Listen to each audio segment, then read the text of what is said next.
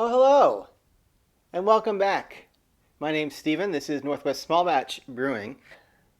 This will last me about 6 months. So I'm going to go take care of this, and I'm going to split it up into smaller bags, into airtight, food saver bags, and put it away. And I'll be back, and we can talk about how this becomes beer. Because the better we can understand the process of how this grain works and how we turn it into beer, the better beer we can make. So, y'all listen to the theme tune. I'm going to put this away, and we'll be back.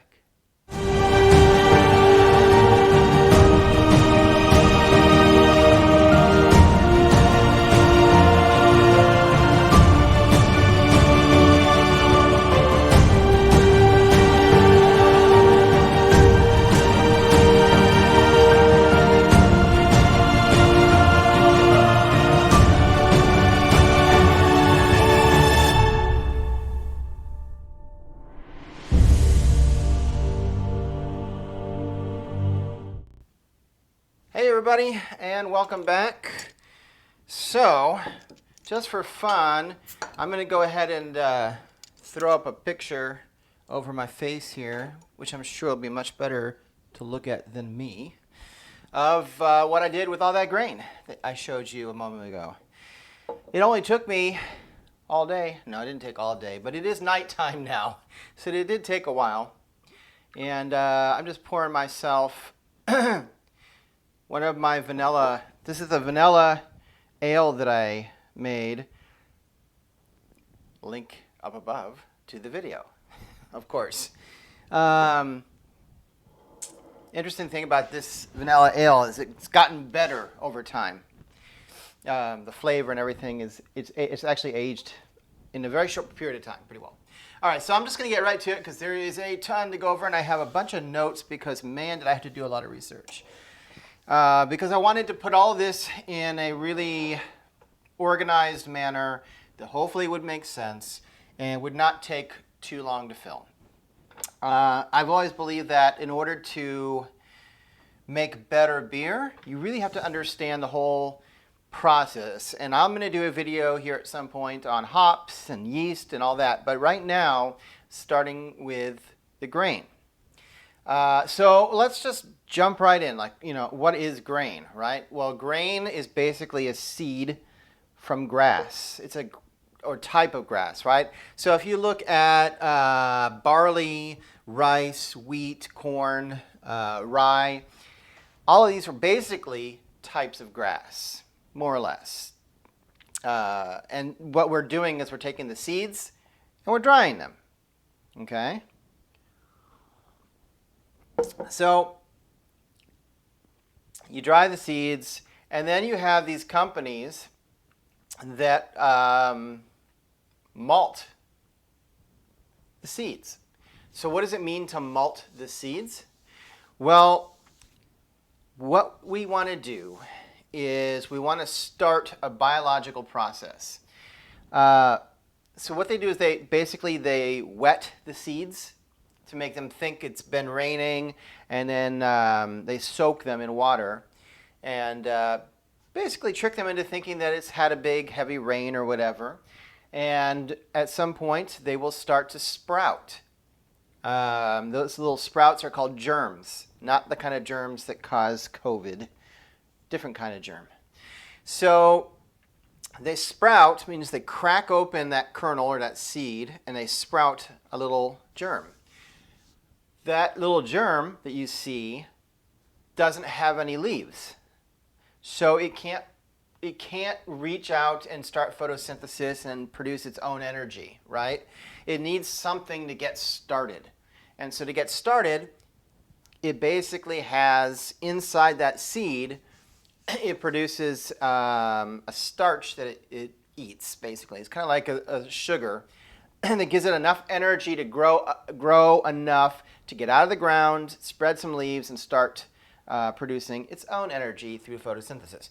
So that is what malt is. Malt is the process of forcing a seed to germinate, to sprout and crack open that seed. Now the sad news is, as soon as that sprout cracks open and starts to grow, once it reaches a certain growth point, we kill it.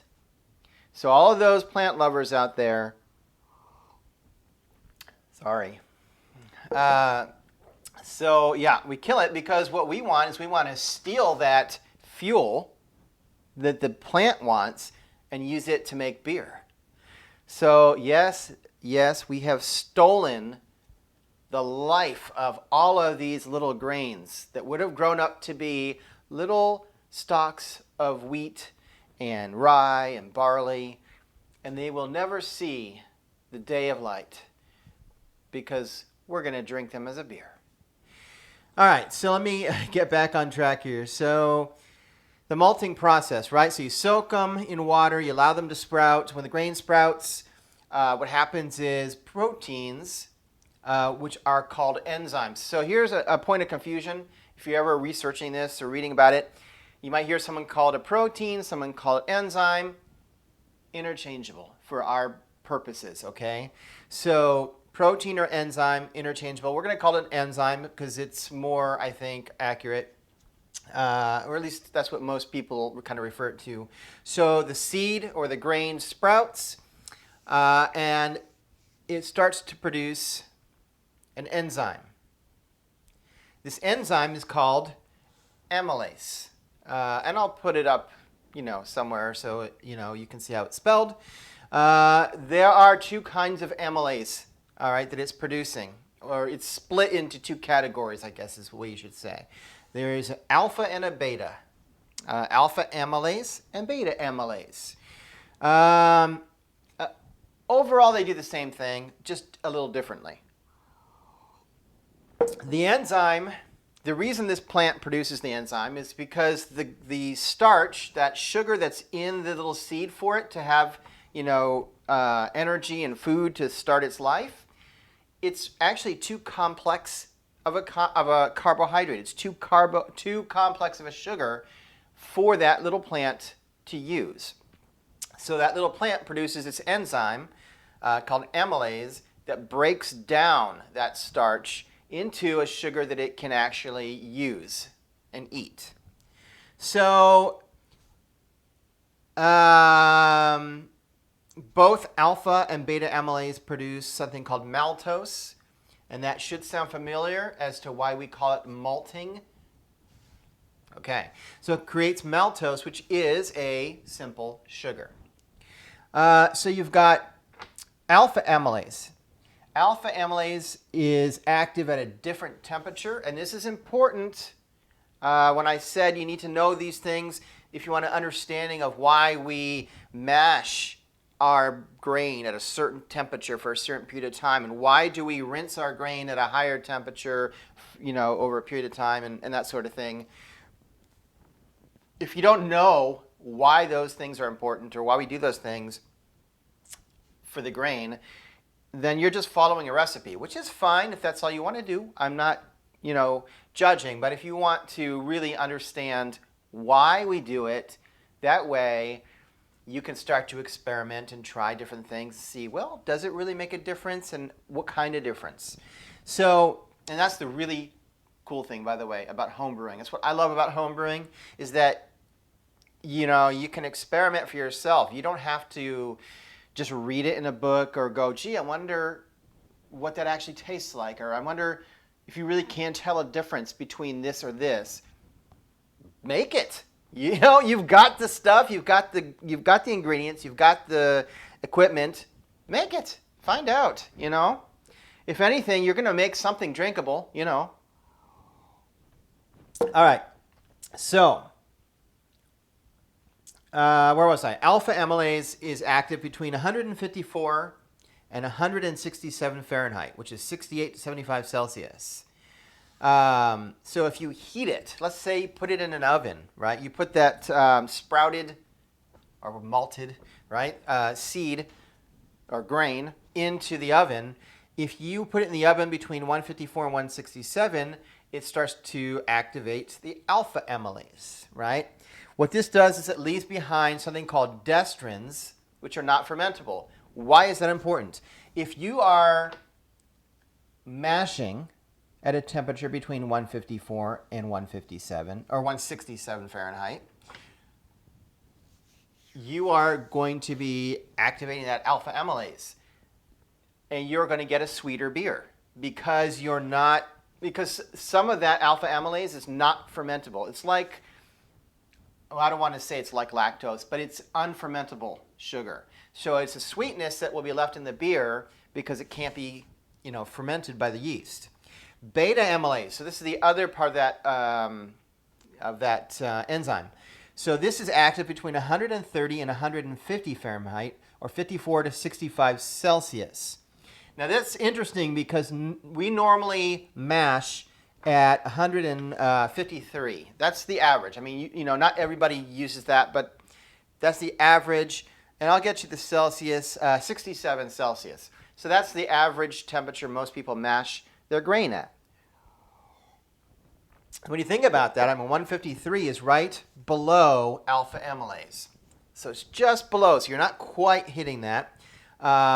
And it's at the very lower range of the beta amylase, right? 130 to 150. It's just over the beta amylase. So the beta creates something, maltose, sort of sugar, which gives you sort of better food for your yeast, right? Because it's a more simple sugar. So depending on what temperature you mash at, and you may hear people saying a step mash, where you start at one temperature and then you move to another temperature later, somewhere in the middle. Part of that is because you want to activate both of those enzymes so you can get some of the sweetness out of the alpha amylase and some of the simple sugars out of the beta to give really easily, fermentable food to your yeast. So, let me continue here. So the amylase starts the process of transforming the starch that's inside the seed to a simpler sugar, right? The starch that's inside, I keep saying seed, it's really grain, right? The starch inside the grain provides food for the plant, that little, plant that we forced to pop out and then we killed it. It would normally provide food for that plant, right, before it can make its own energy. The problem is, as I've already kind of explained, is the starch, or this, it's inside that grain, is a complex sugar. It's a complex molecule of sugar. The plant needs to break it down because it can't eat that in its current form, and that's why it creates this, or uses this enzyme to break down the sugar into something it's able to consume. So, after the seed starts to sprout, you dry, I keep saying seed. After the grain, it is a seed, right? It's like a grass seed. After the grain sprouts or malts, you dry it out before it has time to use that starch that's in the grain. Right? So, the seed produces amylase to start breaking down the starch, and then we dry it before it can actually start using that starch that's in the grain. Because we want that for our yeast to eat. And that's the whole point of mashing the grain, to get the sugar conversion out of the grain and use it to make beer. Well, let's talk about the drying process. So that was the malting process. Let's talk about the drying process. So drying grain is done really slowly and at a very low temperature, because you don't want to do is kill the enzymes that are in the grain. So if you heat that grain above 150, 149 degrees, so that's like 65 Celsius, you do something called denaturing the grain. What that does is it basically means you've cooked the amylase enzyme right out of the grain. And once you've done that, you're not going to be able to convert it to sugar for your yeast. So Maltsters, these are the companies and the people that take your grain and malt it. They have a very special job to sprout the grain and then dry it at a very low temperature to ensure that we can get as much amylase out of it as we can. If you want to watch my grain video, I'll put a link to it. I think I already may have done that, so I may not be able to do it again. YouTube has this thing where it won't let you put the same video link more than once. But the point is, I did make a statement in there saying, a lot of times you buy grain, it'll say on the bag, if you're buying like a big bag of grain like I showed at the beginning of this video, and it will tell you like the potential, gravity and sugar that you can get out of the grain. And that's because you're not going to get 100% out of it, right? You're not going to get 100% efficiency out of grain because some of the enzyme is going to be cooked or removed in the drying process. It just is. And so you're just not going to get to be able to use all of it. So let's talk about the brewing process. I kind of already went over this, but all of this should be ringing bells, right, as far as your mashing and your temperatures and everything. So you want to keep the grain at a specific temperature for a long time, right? We do that when we mash, right? So the temperature determines the enzyme activity. Remember I was talking about the alpha and the beta amylase. So the temperature of your mash determines the activity which converts more complex sugars in the starch, in the grain, to simple sugars, which are easier for your yeast to eat. So usually between 146 and 156 Fahrenheit, which is 63 to 69, is what we mash our grain at. That's sort of the temperature range we're told is best for mashing your grain. The golden number, as I said before, right smack in the middle at 153 Fahrenheit or 67 Celsius. Meaning if you want a medium-bodied beer, that's about where you want to mash for the hour. For a stronger beer with less mouthfeel, you could mash between 146 and 150 Fahrenheit. So lower temperature, because that would be focusing on the beta amylase, right? So that's 63 to 66 Celsius. If you want a more full-bodied beer, something that's richer, chewy mouthfeel, then you're looking at something around 154 to 156. So the higher end of the temperature, which is 68 to 69 Celsius, and that focuses, of course, on the alpha amylase. So you can see, hopefully, my terrible way of describing this, that depending on what temperature you are mashing at, you're going to get a different viscosity and type of beer. What I would suggest is a great experiment, and I'll probably do it on my channel here at some point. I have so many things already lined up on the calendar that I want to do that I'm not sure when I'm going to get to it, but I'll add it to my list of things I want to do, is do a little experiment. Do like a smash beer. If you're not familiar with a smash beer, I'm going to be doing that too, so I'll do a video on that. But that's basically a very simple beer. It's an acronym. It stands for single malt, single hop beer. I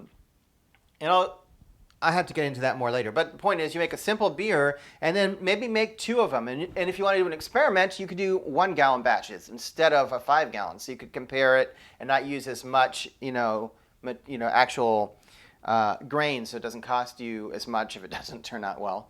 But try mashing one at the higher temperature and one at the lower temperature, and then compare. Drink them both and see if you can tell any difference. Does it really make a difference? Or is it kind of like, overall it's just not that important?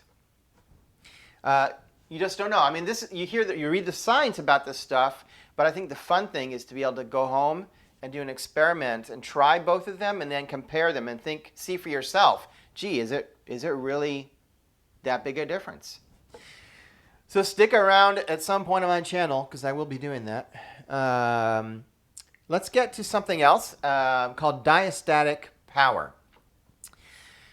Wow. Okay. So this is a test. And I kind of alluded to this. I just didn't tell you it was called Diastatic Power. It's a test that the Maltsters do when they're, malting your grain in those big factories to see how much enzyme, the amylase enzyme, is left in your grain. Remember I said it's not all going to be there because when they dry it out, it's going to lose some of that enzyme. So this little test will tell them how much is left in the grain. And they put that usually on the package so you can get an idea of how much sugar you might be able to convert from it. It's important. I don't know if I should talk about this now or if I had this in my notes later, but it's important because some malts will give you more sugar than others. There's a reason why most beer is brewed using a majority of two-row. Like what I bought at the beginning of this video, that picture, that big bag I showed you was two-row. That is the base grain, my base malts that I'll be using for almost every beer I make. And that is going to be like probably 60% of the grain build. Maybe more, maybe less, but it's a significant part. And then the rest will be specialty grains that add flavor. The specialty grains like chocolate malt and caramel crystal, well, caramel crystal is the same thing, but Vienna, Pilsner.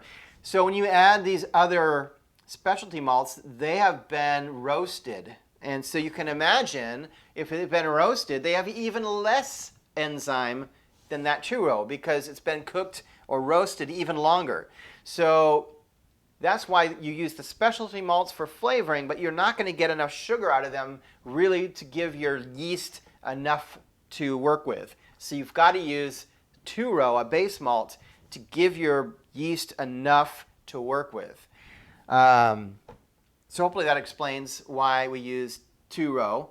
By the way, some people use six-row. The problem is six-row is not doesn't convert as well as two-row as far as the amylase in it. And so most people will use two-row. It's better for your yeast and easier, gives more food to your yeast. Six-row is usually used for like animal feed. So it's not that you can't use it, it's just not as great for making beer. And yes, two-row is barley, if you were wondering. And I'll still do it. I wanted to show you some grain. I saved a couple kernels of grain. Hang on. I've got one right here that fell on the table. We'll use that one in a second. So back to diastatic power. So this is the test that they do, right? And again, I don't think I can link it again, but remember I did an efficiency video. So if you want to go look at my channel and watch that video, I talk a lot about converting sugar and how it affects your efficiency. That all has to do with diastatic power. Well, this is a good point to do this. So this is, you're not going to be able to see this, but this is a two-row grain, piece of two-row grain. And it has been malted, and you can't see it on camera, but you can tell because it's kind of been split down. I really don't think you're going to be able to see this, but I'll try to hold it up. It's been split down the center, and I can see the split in it, which means that it split open. It had, the little tendrils on it. And then when it dried, those tendrils, broke off and died or burned up. So this is full of that starch, right? It's got the outer husk, which is useless really to us except for helping to filter our mash. But the inside has that starch. You should always taste your grain because you don't know what it's going to, how it's going to affect your beer. For example, this one is, I don't want to say caramel, it's very biscuity. It really just tastes kind of biscuity. It's slightly sweet and biscuity. And that's normally what two-row would taste like. Your saliva in your mouth actually acts as an enzyme that converts the starch that's inside that piece of grain that you just ate into sugar. So it should, as you chew on it, if you don't swallow it right away, you should get it like a sort of sweetness. I mean, it's not like eating a cookie or something, but you'll get a sweetness from it. Anyway, you should always taste your grain. How do you know what you're working with if you don't know. It's the same thing with cooking and chefs, right? Good chefs are taste everything, because how do you know what you're sending out and whether what you made is any good unless you've tasted it? So taste all your ingredients that you are able to, because it's important. All right. So let's talk about the last bit of this before we finish up here. I want to talk about sparging, and this isn't so much about grain. I mean, it's the end part of mashing, right? And I just want to explain something. And this might also require a little bit of experimenting at some point. So we sparge, meaning we rinse the grain. When we're done, letting it soak for an hour, we rinse it in 170 degree water, specifically. Like any book you read, anything online says 170 degrees Fahrenheit, which is 76.6 Celsius. I don't know how many people just do it and never ask why, but the question is why? Why do we have to heat up water in a separate tank called a liquor tank in most like big breweries?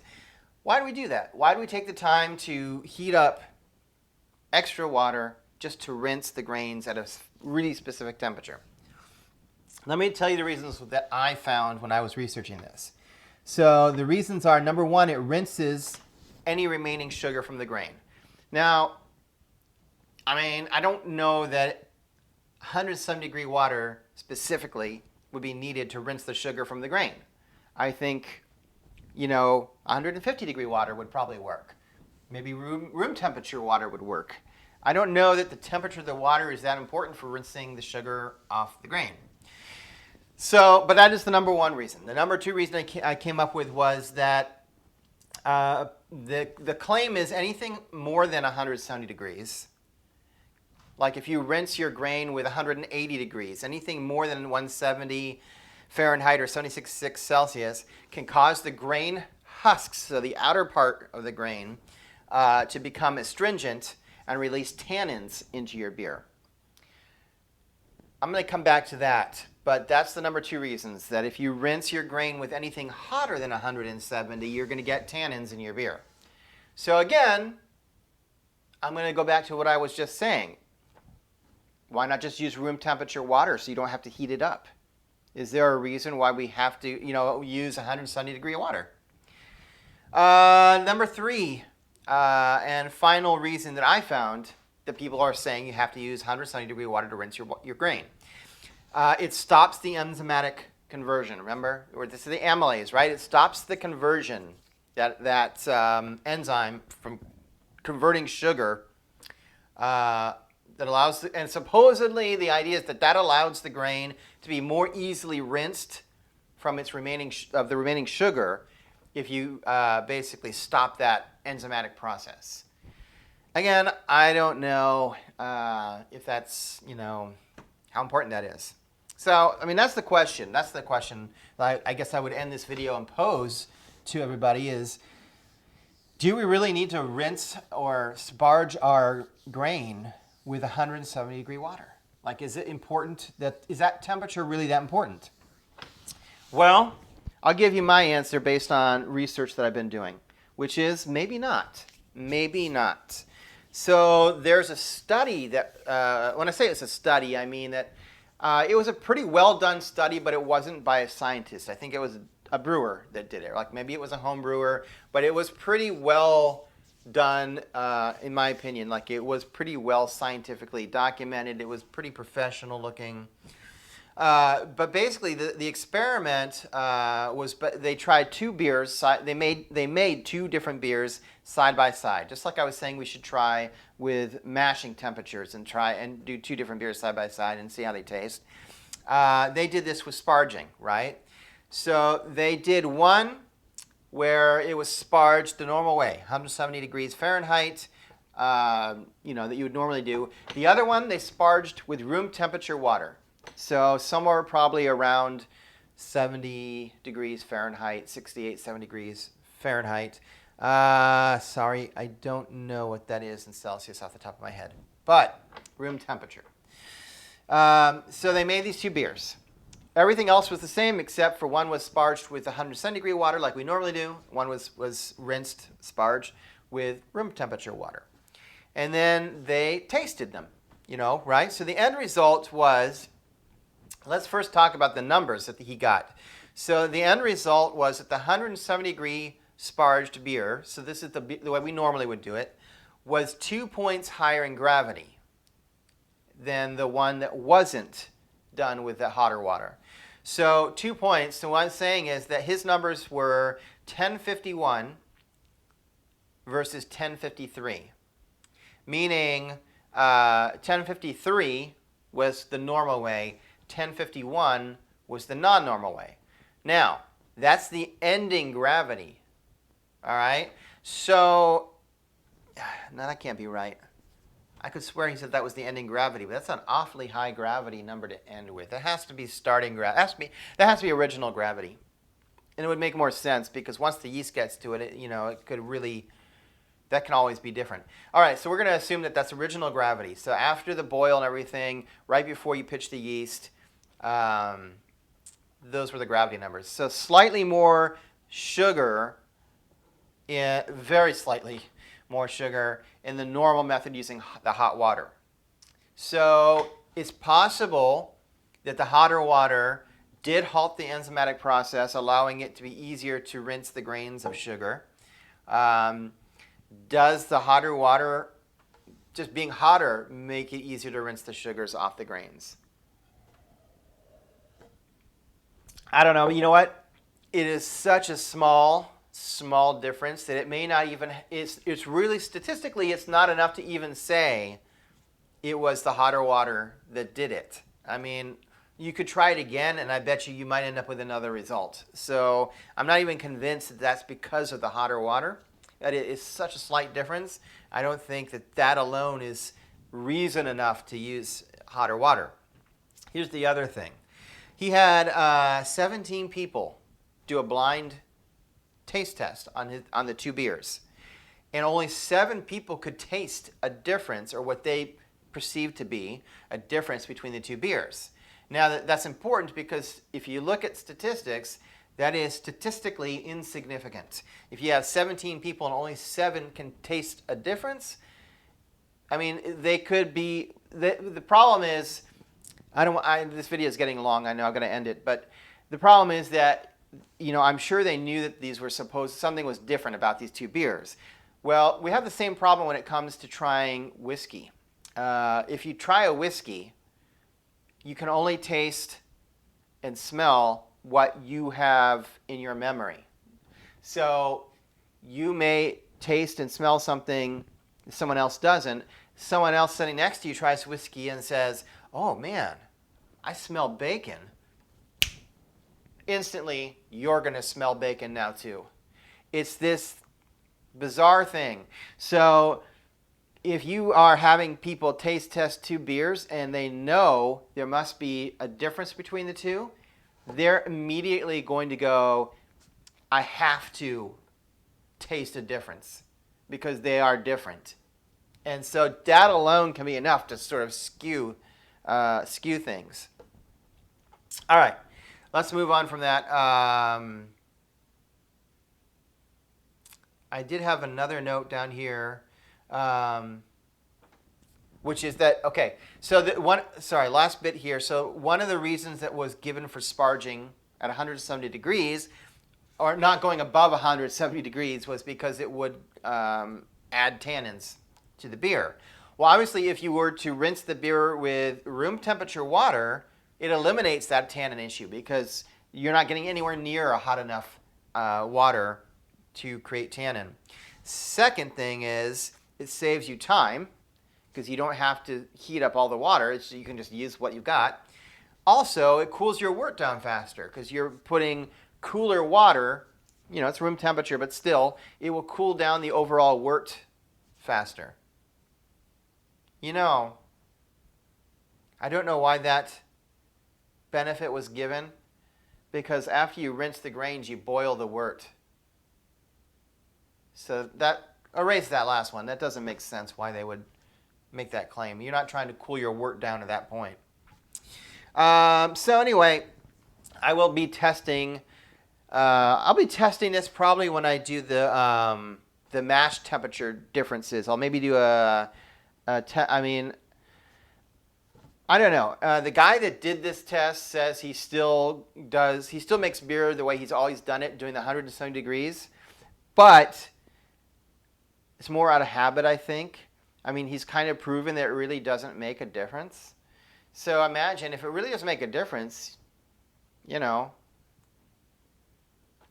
save yourself the time, you know, and don't worry about it. But something to think about. Always question stuff, you know. I won't go into it in this video because it's about time to wrap up. But I found things like, for example, you don't necessarily have to boil your wort, or you certainly don't have to boil it for a full hour. I still do. So just like this guy, I still do it, even though I know a lot of people who say it's not necessary. But anyway, thanks for sticking around. I know it ran long, and that was sort of sciencey and boring maybe, but I find it fascinating to learn how all the bits and pieces fit together for making beer, and then being able to make experiments and try different things. And then the next time you start making beer, you can adjust it and say, well, I would prefer it to be this way, and I know that if I change this process in the beer making, it will lean more towards the way I would like it to taste. So that's why I say you can make better beer if you understand the overall process and make experiments and have fun with it. That's the whole point. So look up. There'll be another video in my channel linked. I have one about every week that I post. I've been posting beer brewing video or full brew day videos. I will have another full brew day video coming up. I would say soon, except that I don't know when I'm going to post this video, so it's hard to say. But they're about once a month. I have a full brew day video. And yeah, leave a comment if you want. Questions, anything you know about grain that I didn't cover, I'd love to hear about it. So until then, salud and happy brewing.